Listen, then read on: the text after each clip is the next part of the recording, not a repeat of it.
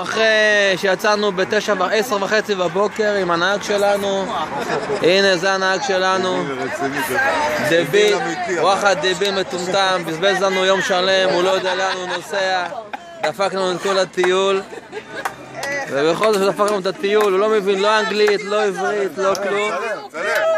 אז הנה, אחרי בירות וזה, שתבינו, אנחנו מבואסים עכשיו. זה לא זה. זה ימבר לנו את כל הטיול. איך היא עומדת בקצב? אבל הנה, אנחנו נמצאים ב...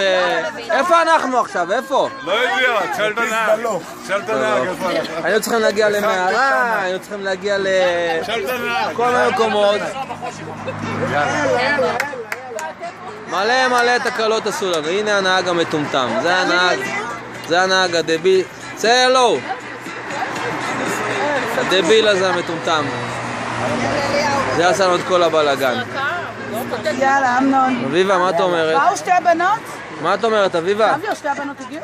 אני, מה אומרת? תעלו בבקשה, תעלו בבקשה. רק סביונית, זה מה שאני אומרת. סביה, מה את אומרת?